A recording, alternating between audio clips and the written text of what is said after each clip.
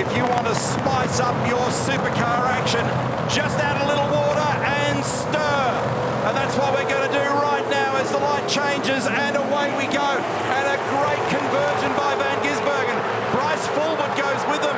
Di Pasquale might battle to hang on to second. In fact, he's now in third position. And Shane has bolted on the run to turn 2. A fresh air gap back to Fullwood. Then Di Pasquale trying to sneak back down the inside in position 2, and they touch. Fullwood runs wide. Di Pasquale gets up the inside and clears him only just. That was a nice move, beautiful move to get that done, because he had to capitalise. But you saw all the cars at the outside, Fullwood and James Courtney, they all capitalised on the Van Gisbergen line. All the cars from the outside of the road made ground. They're still bumping on the way into 5. Van Gisbergen, big margin, 3/4 of a second from Di Pasquale, then Fullwood, great start, then Courtney. Heimgartner's now moved up, and down the inside on Fullwood comes Andre. Done. The Boost Mobile entry is James Courtney. He's going to get Bryce Fullwood here as well. And I think Chaz Mostert might get down the inside of his teammate. He threw the nose up for a peep. Couldn't pull that one off. Heimgartner on screen. We can't see Van Gisbergen. He's making fresh air. He's off in the distance. Di Pasquale goes with him.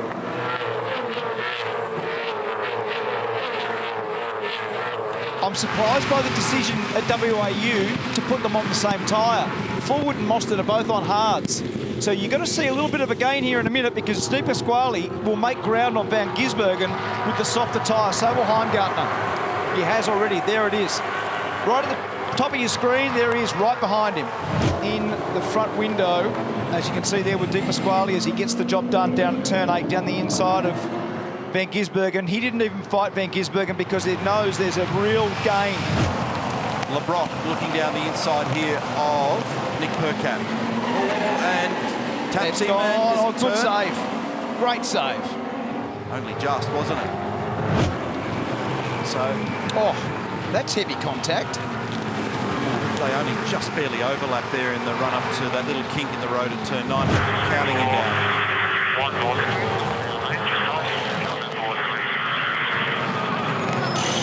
Well done. Beautifully parked.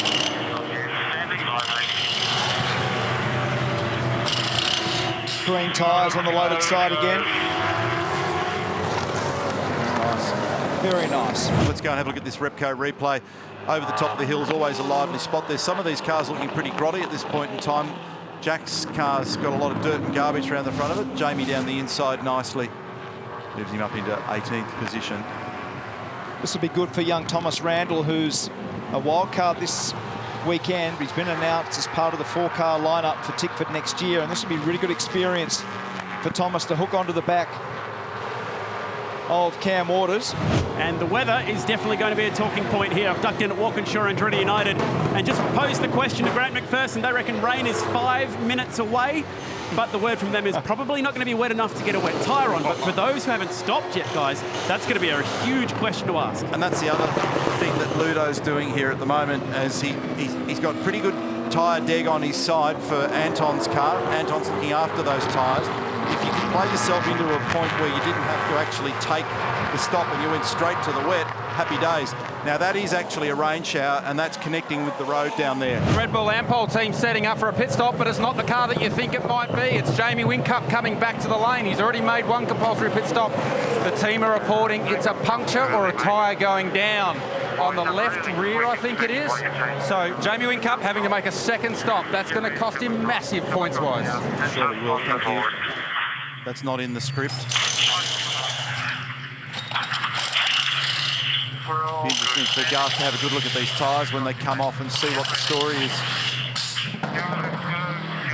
That margin's all but evaporated. It's 49 seconds, so that's as much as he dare to push the point. Anton Di Pasquale, the race leader, is in, and this is going to be a precious stop. And his rejoin relative to Shane Van Gisbergen is a juicy prospect for us. And a little moment there for Heimgartner. He runs wide, and Will gets down the inside. Will Brown gets down the inside. Here we go. Looking in 2 directions here. Critical stop for the Shell V-Power Racing team. They require perfect gymnastics and teamwork here. Done, gone, send. Onto the hard tyre, across the wet stuff. Release the pit lane limiter, and here comes Van Gisbergen. He's going to be tilting into there at 270 Ks, 215 across the middle of the corner. Meantime, Anton changes up a gear on a cold tyre, and that cushion is going to completely diminish when they get down to turn 2. I didn't see the left-hand side, but the right-hand side tyres for sure were brand new. I think he'll actually have 4 brand new tyres because he had the problem in qualifying, so he should have 4 green tyres. He'll need to have every little bit of grip, but it'll take about 3/4 of a lap, maybe a full lap, for that hard tyre to come up to pressure and temperature. Van Gisbergen will make ground on him for sure. Good battle here with the teammates. Macaulay Jones has done a really good job. Excellent performance in the Coke entry. Shown promising signs here at this racetrack. There it is. Oh, I thought he was there then. So did he. Now, that was a block. That was a dead set block, wasn't it? Car number 7. Car number 7 is Andre Bad Heimgartner. sportsmanship flag for Bad car sportsmanship 7. flag, and this time he actually gives him a little nudge coming out of the left-hander at 5. So Chaz is starting to arm up here. He's showing his displeasure. He's put his signature on the rear bumper, and he'll probably put it on there again. Bad sportsmanship flag, buddy. So that's all we can do. This one's actually for driver conduct, not actually for track limits. Yeah, it's for blocking. So half a lap remaining now for Anton. That margin's opened up. He can afford to relax. Shane has taken the pressure off him. It's a high-level scuffle between both these race teams and those race drivers at the moment.